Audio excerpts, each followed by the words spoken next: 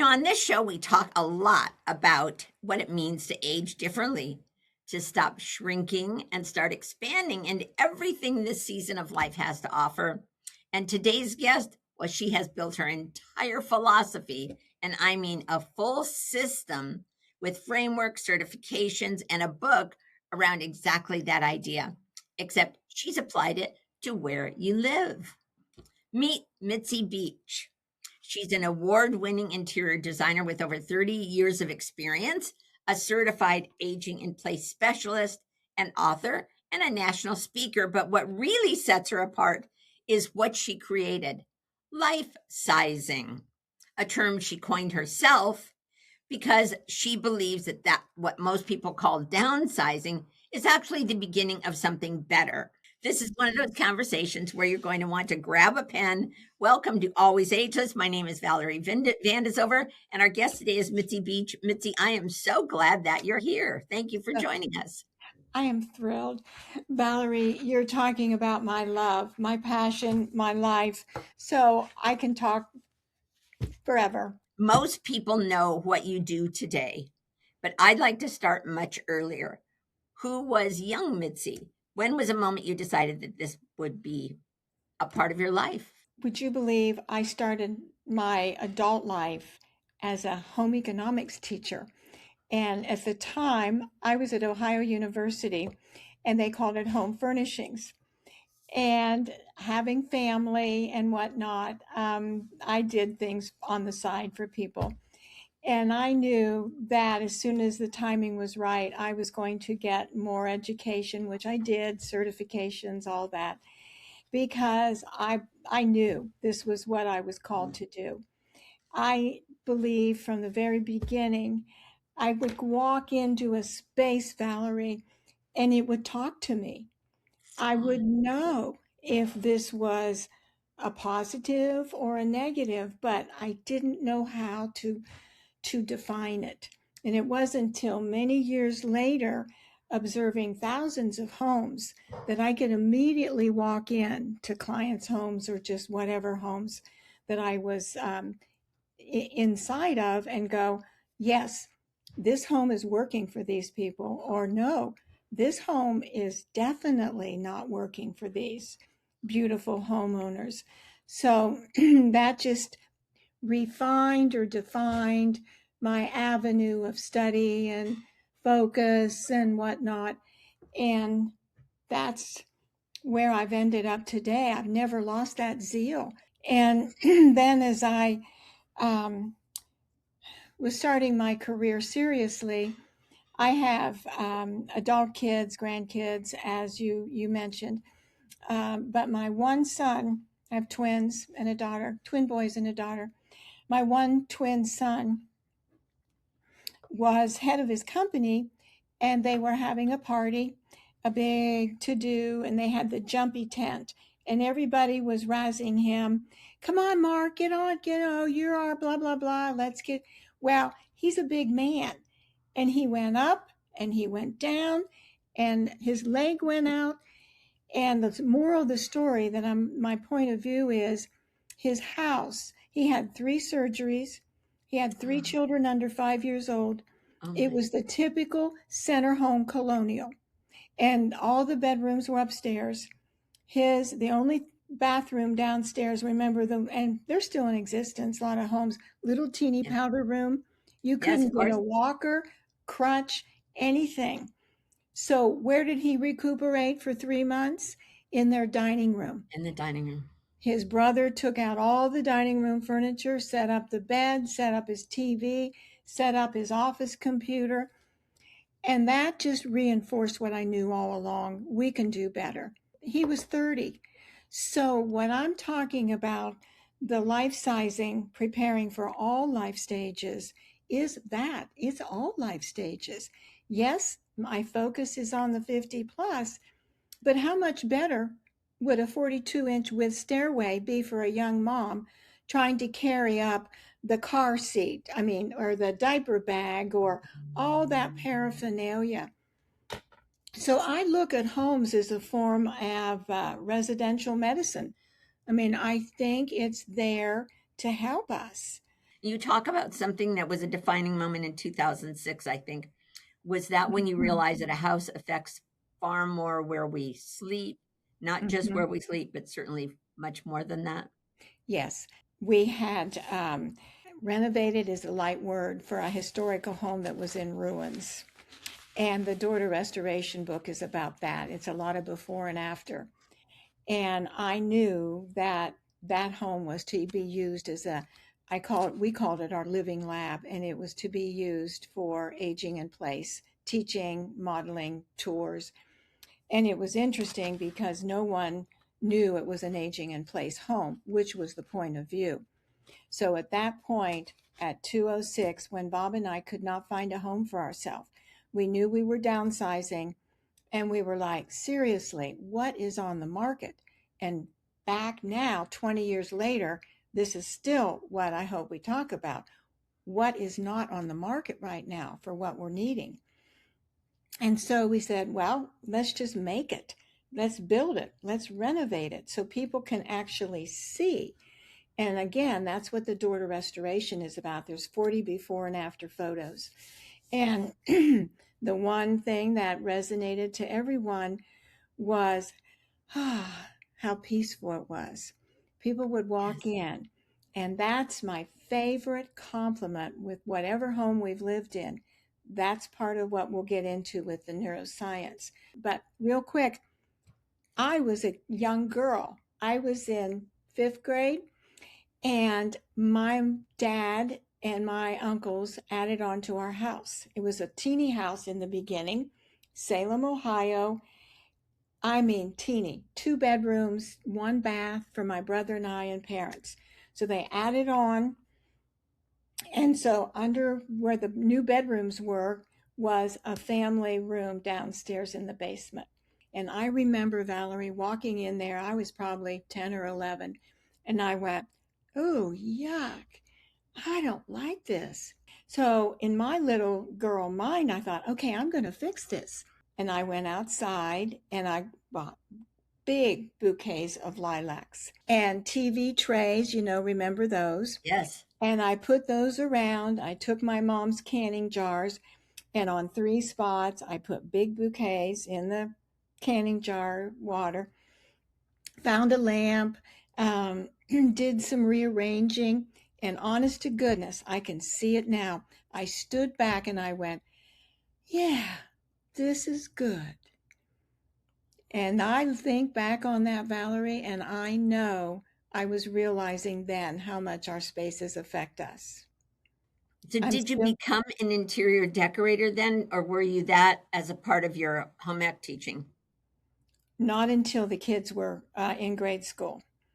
And I took a part time job. And I had to beg this lady to hire me. We were in Wichita. We've lived on both coasts. And then we were in Wichita. Now we're in Ohio. And I was I was just dying on the vine. It was winter. We moved from California, Kansas, and nobody was out. And I was like, my best friend there, my only friend said, Mitzi, you need to work and go to a shop and get a job. You're good at this. So I called three. She gave me the three top. Everybody said no, they weren't hiring. So I called this one lady, Alice. I called her back and I said, could I just come in and watch you? And she must have heard the absolute desperation in my voice because she said, okay, Mitzi, come in and I'll pay you $4 an hour to file. So I started $4 an hour. That was in the 80s. Developments were just starting. Okay. And so all of a sudden, her business was exploding. And so one day she couldn't be in two places. She goes, Mitzi, go help them. I was like, okay. And I did. That was the beginning of my of my official career. That is an amazing story, and yes, story so many of us can relate to, that we begged someone to help us get a job, which was then ended up being life changing. So, what made you realize though that your work was about rooms, not people?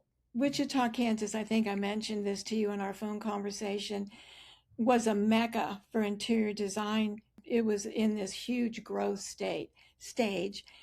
And so I had these amazing clients and a lot of doctors, attorneys, CEOs, all of this. So why I'm mentioning this is not about Mitzi, it's about the clientele that could afford my recommendations. My challenge was my messaging to have these high level clients accept what was necessary to make their homes work for them and not be an obstacle.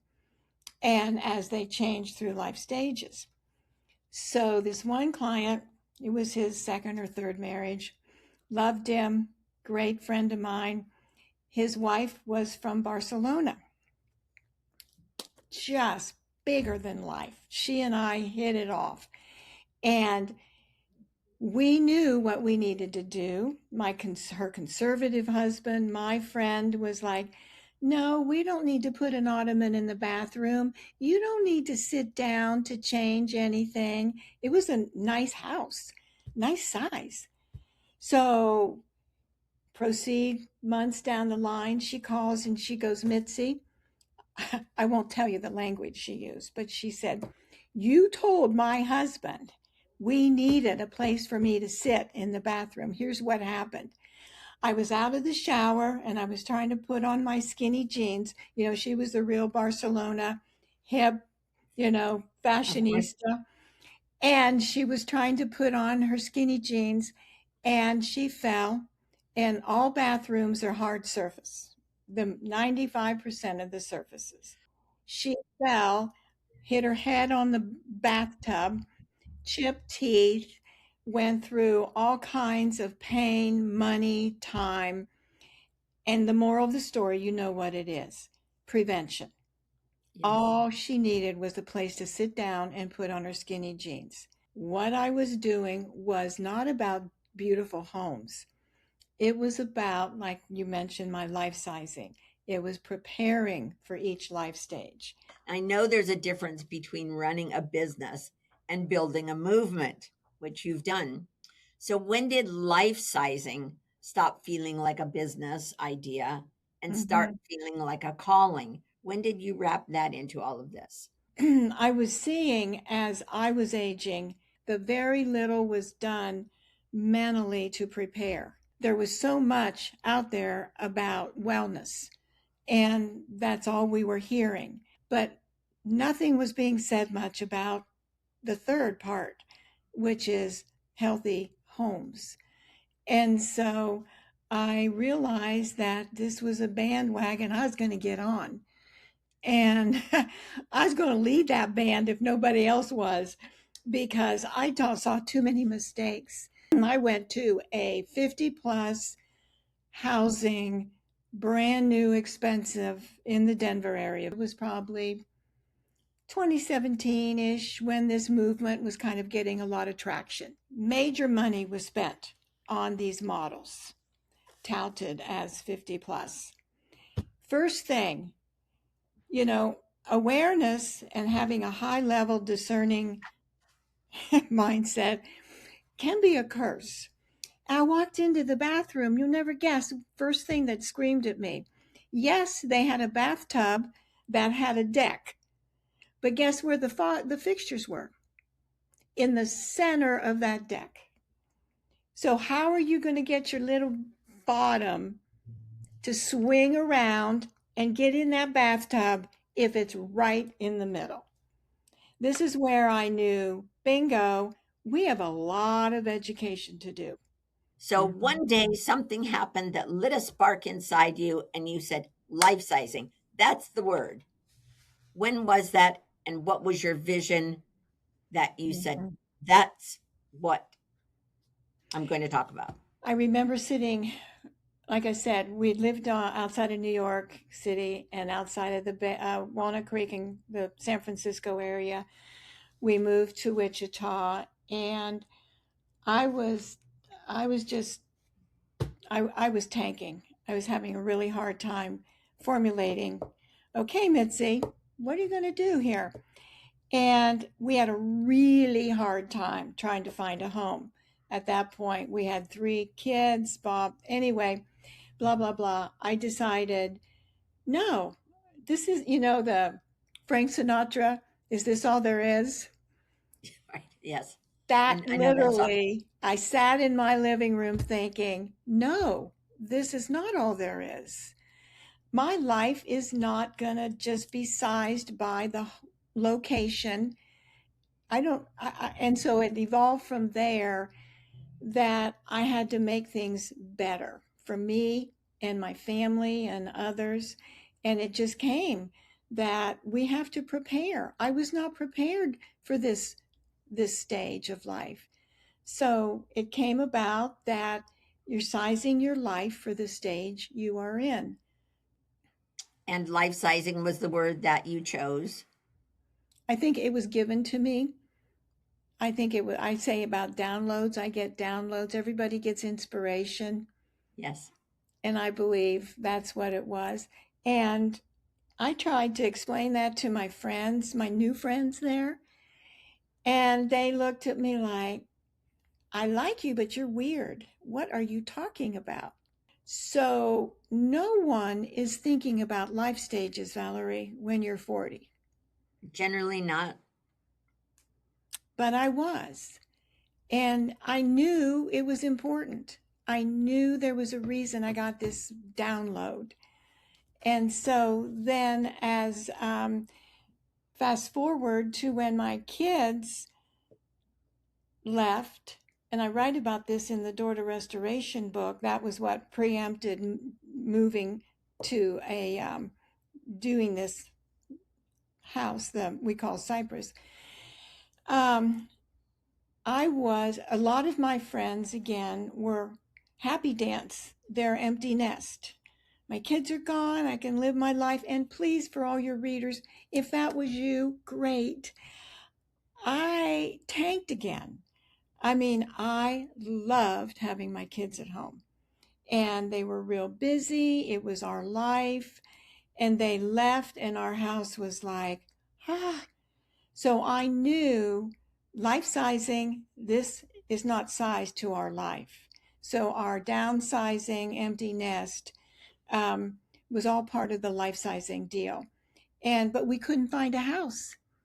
And if you found a house that we wanted, it was, if you were looking for like an 18 square foot house, they needed $102,000 renovation. Yes. They were like really bad. And so this is where I am now also with this whole movement, the housing revolution, which I'm wanting to get into maybe if we have time. But more than that is the home smarts, why our homes aren't working for us. And when I looked at these houses, and it was like, okay, I've got to build a house. I've got to design a house that's going to work for us. And so we did. And we had tours. And the last tour we had before we moved here, we had 500 people through our house. And it might have been an ASID house, show house tour, or it might have been some kind of fundraiser. But everybody loved it. But the docents would say, Mitzi, I'm getting a lot of comments. People were saying, you build this as an aging in place house, but it doesn't look it. I said, yes, that's the point. And how did that make you feel? Really good. Really good. Yeah, I put things in that house that I wish everybody could experience. And, the whole storage, remember when we had when people had butler's pantries Yes. and you could walk in and have a place for everything? Now you have this little bitty hallway with a sink and a washer and dryer. And then where's everything end up? Kitchen counter. Yes, it does. So It does. that causes stress, and that is not neuroscience. That is not aesthetic design. You call your audience, and I believe I have this correct, 0 or 050 instead of elderly or senior. Where Right. did you come up with that, and why does that language mean so much to you in this work? It's just what we all know. Aging is the word, it'd be like a four-letter rah. So my Facebook group is Life Sizing Overcomers, because I think any of us that are aging are overcomers. We have to keep overcoming this or that, or whether it's whatever. You know, people call me the ageless aging pioneer, and somebody wanted to put it on my website, and it's there for now. But I don't know, Valerie, maybe you could advise me whether it's good or if I should take that nomenclature down. I don't know. Well, we're always ageless, and we think that that's a good term too. So we would always love to be always ageless, wouldn't we? Really, Yeah, that's what we would yeah, love. yeah. So let's walk us through life sizing, what it actually is for someone who's hearing it for the first time, who comes to you. Hmm. How do you easily describe that? Life sizing is the art and science of preparing for the next life chapter through living by choice and not by chance. Someone comes to you and says, "That sounds really good, Mitzi, and that's something I want to do, but where do I start?" How does someone become a life sizing overcomer? Right now, they would be through my Home Smart certification course because I'm not doing one on one, but I'm teaching housing professionals how they can do what I used to do and I know how to do. But one thing is, when I'm going to talk to our chamber here next month, or and this can be done online too, is I have a and we could do this download if you wish. It's a short questionnaire on how you know if you're living in a healthy home. And a lot of people think that that is grab bars and raised toilet seats, and it has nothing to do with that. How many 50 plus homes have you been in and they have that, but they're certainly not life sizing homes. They're not home smart homes. Yes, I certainly have been in some of those, and I would suppose that you have too.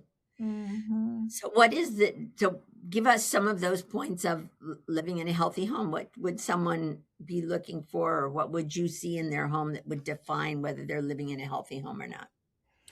Over the top for a healthy home is, I have developed, created the home smarts and IQ.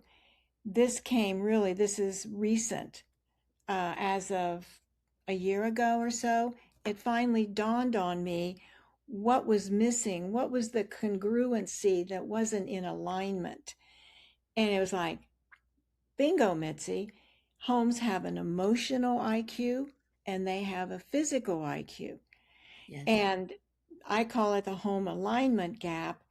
If there's this gap, it's not about beautiful homes. It's about homes that make us feel good. It's not about homes that just function, but they're ugly as sin. Who wants to live there?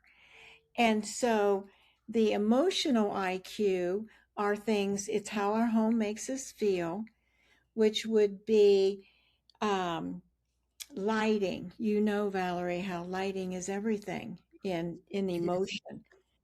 And sound control. We live in a day where we're bombarded. We need our homes to be quiet when we want them quiet. And when we have a partner or whatever that has the TV or whatever on, we need to be able to overcome that, overcome Yes. um, clutter. How do we do clutter? And when you walk into your home as a young mom or as a 70-year-old, and there's clutter on the kitchen counter, and you're going ding, ding, ding, what do I do tonight? What am I doing for dinner? That is stressful. So that is not an emotional high level IQ situation. So then so it's lighting, noise, privacy, restoration, sanctuary spaces, And then the physical IQ, I've mentioned storage is critical.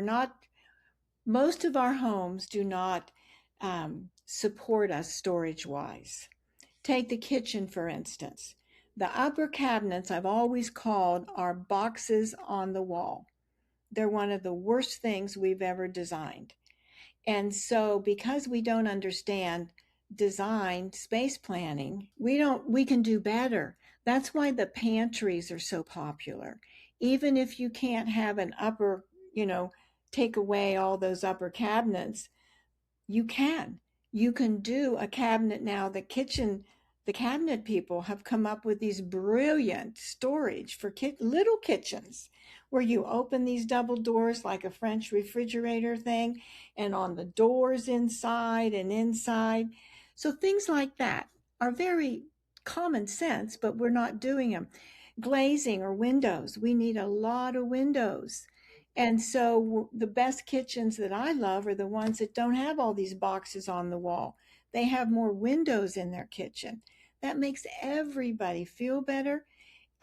Lower cabinets with pull-out drawers. I think it should be outlawed that we have lower cabinets that aren't pull-outs. There's nothing worse on your back. All of these things are very important physically that have nothing to do with raised toilet seat and grab bars having a healthy home. Great point.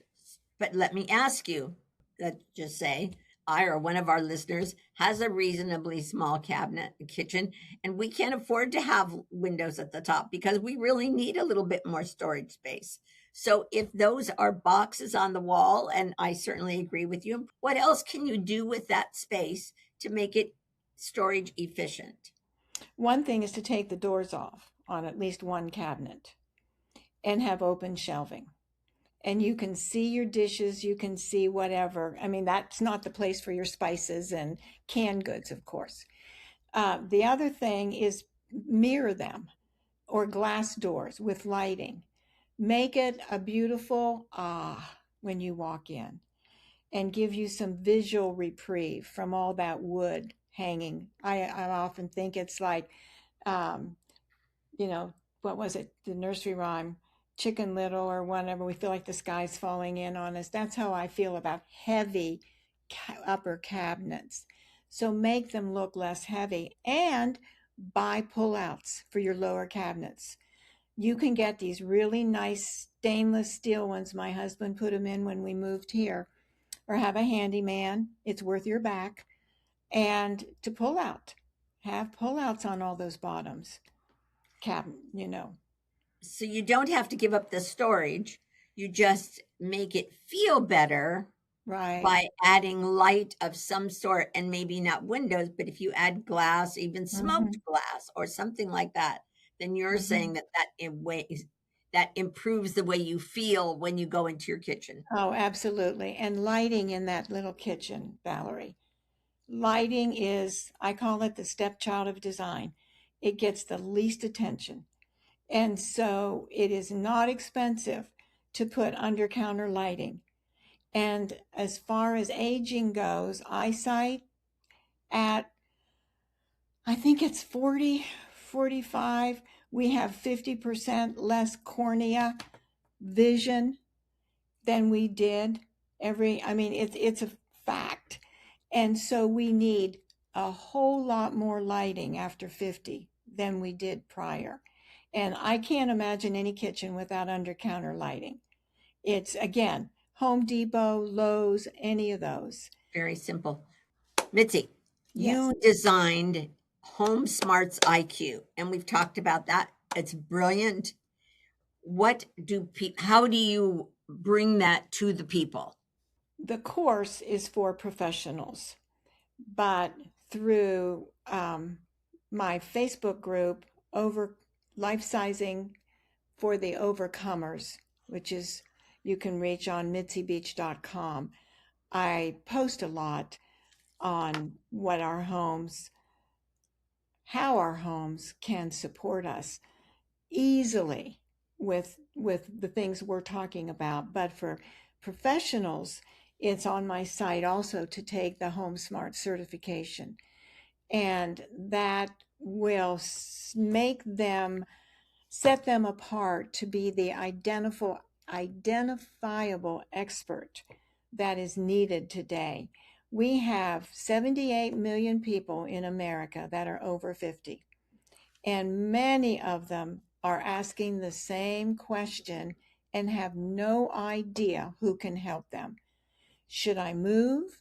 Should I upgrade? All that is a huge conundrum. So this is my motivation for the course, Valerie, is so the certification. It has a logo, it has marketing graphics, so that homeowners can find these professionals that can help them. And there's no way for them to know it today. This is not just about the outside of a home for a real estate agent, how much square feet, two-car garage, whatever.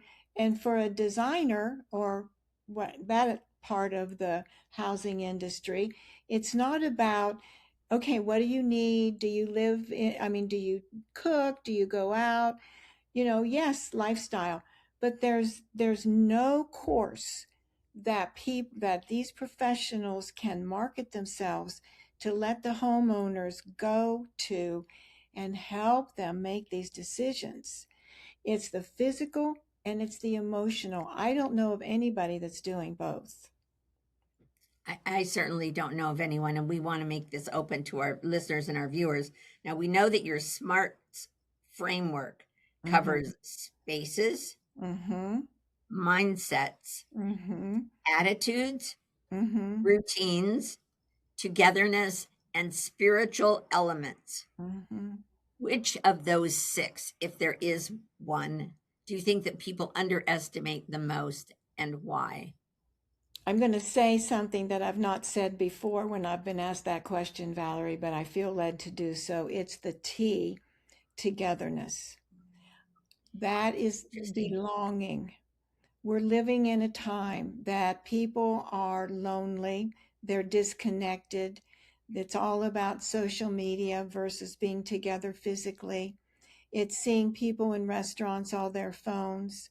But in our home communities, we need to know who lives next door and how and why that's important.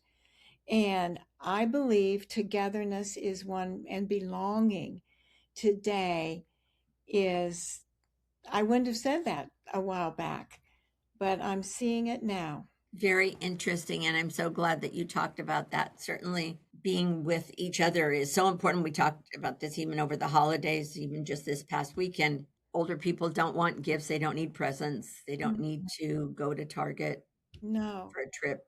What they really want is just quality time, just right, being together. right. I had my neighbors, all of them were 80 to mid 80, and one just lost her husband. And I thought, I haven't taken the time to do anything for them. So this isn't about Mitzi. This is about the togetherness. So I asked them over for coffee. I mean, Valerie, 2 hours nonstop talking they did. They were so hungry to just be together. Yes, they are. There, I know with my older mom, my mom's 106, as we I talked know. about. Yeah. She's pretty amazing, and Yes, it what is. she wants, my husband asked me this weekend. I said I don't know how to make her happy because Mm, she's so unhappy. She wants mm, her life to be what it used to be, and she wants my dad to come back. He's been yeah. gone for 10 years, Yeah. so that's Right. never going to happen. So my husband asked me something which I thought was really interesting. What do you think would make her happy? How could you make her happy? And my answer was to get phone calls from her kids. Yes. Perfect. And he said to me,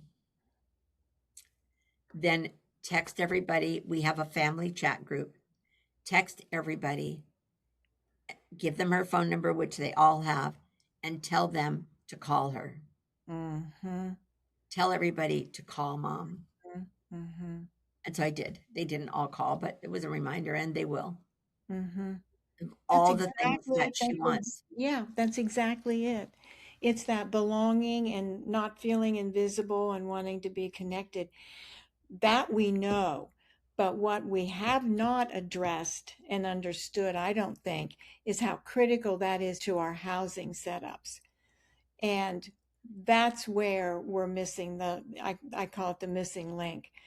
And where I'm headed now is a little inside um, track what Mitzi's doing next. I'm calling it the housing revolution. And the older I get, of course, the more I see the track I'll be taking. But beyond that, I've watched this for decades. We buy a home, we buy many homes, and then eventually we downsize. And then we may go into a condo, and then we may go into assisted living. And then what? We have a nursing home. That's not right. We can do better.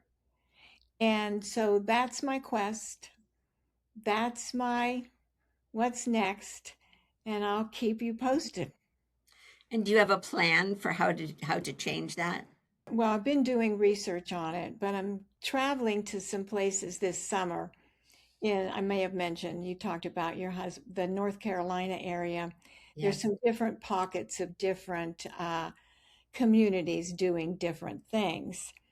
I have in my mind what I want, um, but a lot of it has to do with money. Who can afford to live in what scenario? And so I can't be all things to all people, but I certainly can give some major thought provoking options. It's interesting that you talk about a housing revolution because I've been in the building industry since I was 21. My first job, I worked for a home builder here in Southern California. And so I saw from houses in the, well, late 70s into the Yeah, 80s, yeah, right. and where they had a certain floor plan format, so to speak, and then how they evolved to where we had beautiful bathrooms. And now Yes, we and the got big jacuzzis that nobody right, and all uses these now. separate rooms, and now we're back to where everything is a great room again, and some of these have been called the housing revolution. But I don't know that anything, and correct me if I'm wrong, I don't think anything has been the housing revolution based on our population demographics, where people are becoming older, Right. and not only becoming older but living longer. And this is something that's really a hot button for me, and we talked about this. I have a mom who's 106, so we're talking about being older. Yes, more of us are over 65, but it's more than that. More of us are living longer. We're going to be here longer. We're not only just going to get older, but we're going to be here longer. And I think that's a different set of issues that aren't being addressed. And just as you said, we go into a small house, we go into a big house, then we go into something smaller again, then we go into assisted living, and then we go into a group home and we wait until we die. And something just doesn't travel No, right in that and path. we've lost our herb live herd living where we're tribes, or we're mostly nucleus families, and that's a huge difference in American culture. But we are living longer than any generation. The question isn't whether we'll age. We all will age, but it's whether we'll prepare for that. And that's the whole life sizing quest in all three of those areas. And the bottom line is to prepare. And I think that we are going to find solutions that we'll look back, hopefully 10, 20 years from now, and go, oh, I'm so glad that we have options now. But see, here's the thing. There's so many, there's so much money in that could be put towards these different types of housing. For instance, if you take the Del Rey, okay, they are 500 units, huge units, but there's no other option other than living in those small units. And they sell like hotcakes. They do. So, Valerie, you're in this world, how these people in these demographics are grasping for something different, but they're only And, at that stage, not the next stage. right. And then there's the what I see, and I'd like your thought on this. There's the difference between a 55 plus condominium, which is a single story, 2 bedroom, 1 bath condominium with an activity center, which is a great option, and then assisted living where you go to a room. Hmm. And somehow there must be something in between. My mom keeps saying, "You do this every day. Why aren't you changing this for seniors? There must be something else. I love, There must wow, be something else." She's wow, 106 and she's searching for something different. And I wow. say, "Yeah, mom, there is. You can go to an assisted living community that's more expensive, which means they have more amenities. But you can't go to a senior's apartment because you can't take care of yourself. You can't grocery shop." And without getting into that here, there must be some other options. And are does that something you think about? Well, to be frank, we all get to a point where we have to accept reality. This is true. This is true. And so a system can only do so much, even no matter how good a system is. And I think that's one of the key parts to my life sizing healthy attitude.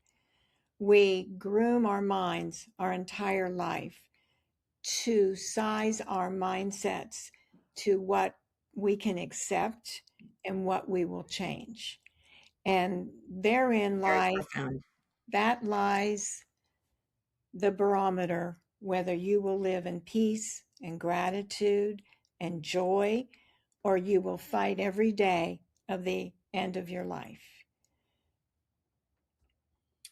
Very profound. Technology is changing rapidly. We now have AI. Have Mm. you seen any change in homes because of this? Yeah, and I think that's another reason we need, and I'll just say it again because I don't know of anything out there. We need experts that are Home Smarts IQ certified to reach homeowners as the expert, because homeowners are buying things online that are AI. They're buying homes from Zillow that they have no idea whether that's going to really work and support their lifestyle stage. So AI is wonderful. I'm using it. I mean, We all do. yeah, Chat GPT, Claude, that's our deal. But when we use it to replace human wisdom, we've we've we've left half the pie out. You can never replace in homes the human perspective. How many times have you looked at a magazine spread, and I look at them and I go, where would you put your coffee? How far this the scale and proportion. See, AI cannot do scale and proportion. It cannot do lighting that will work in a particular situation. So it's good for a base. It's good to get ideas like we all used to use House and Pinterest. Now people use AI, right? But there's a lot of sad stories about people that ordered online and they couldn't get the sofa up the stairs and on. So, And then they're stuck.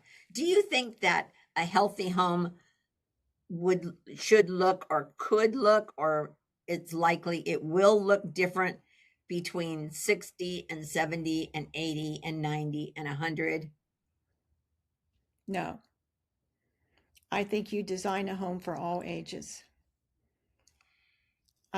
The home we lived in Wichita, we could have lived there forever. And the only reason we moved was because we had a diagnosis from my husband, and we had that serious conversation without getting off base. Where do you want to live alone? And we had no family there. So that's why. But that home, the people that bought it were a lot younger than us. And so a well designed, life sized home can work for all ages.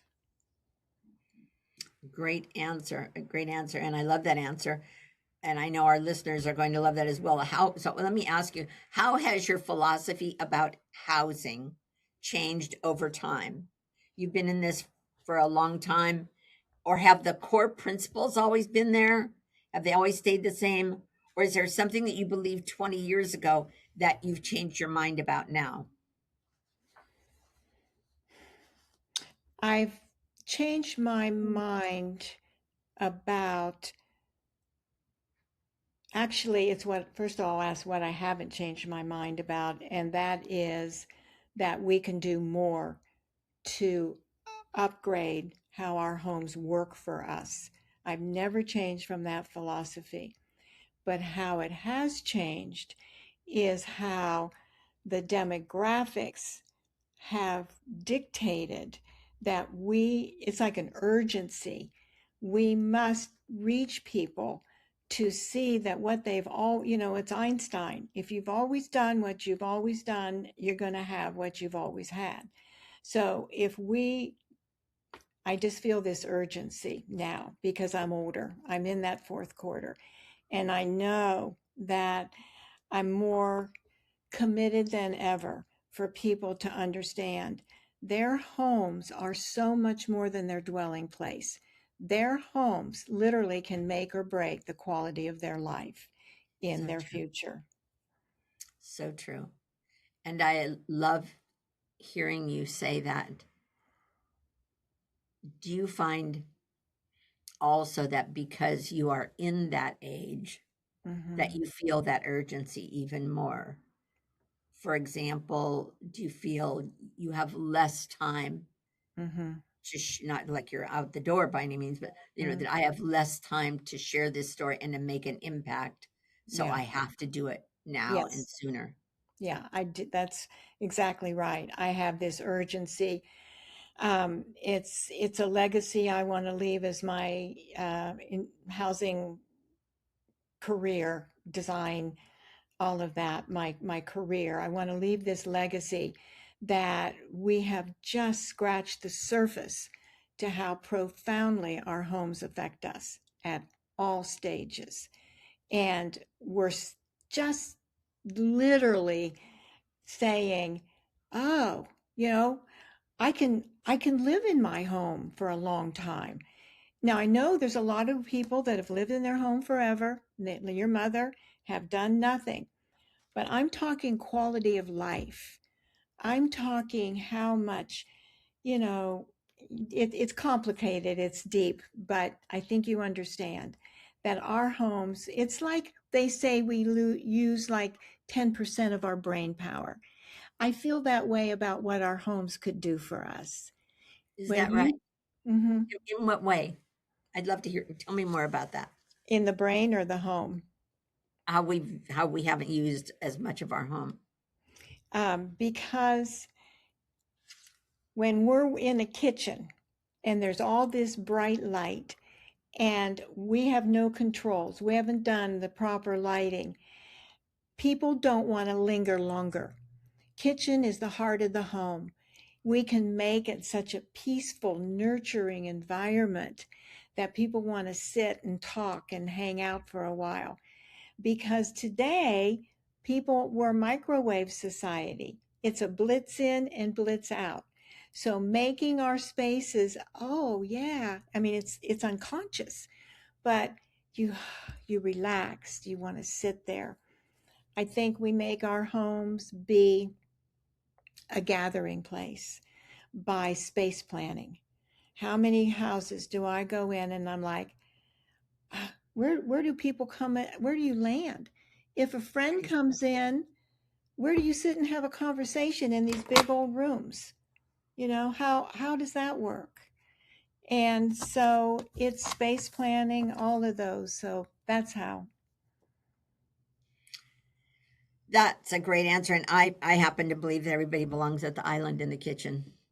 Need to Mm-hmm. have bar stools or chairs and where everybody can Mm-hmm. be together. If you're cooking, Right. if you're eating, if you're not, the kitchen should be such that there's room for everybody. You would That have loved our Cypress house, Valerie. The island was um, 10 feet long solid walnut. It was divine. Sounds like a great place. Sounds like a great, because really, we've talked, and this is very trite. We've talked about the kitchen is the heart of the home. There's just so much more truth to that than what Yeah, you could ever even write in a book. The kitchen is right, absolutely the heart of the home. right. Who And I goes in think, there and, when I don't feel good or I'm unhappy or I'm sick or I'm really happy hmm and I've got something I want to share with everyone, where do you go? hmm To the kitchen. hmm The kitchen. right. Mitzi, I'd like to know something. If you are, if and you're a wonderful speaker, I know that you're in demand to speak in front of groups.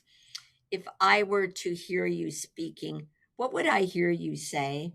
What is your message Hmm. that you love to share with audiences? Hmm. A home should not be designed for the life you're living today, but the life you're becoming.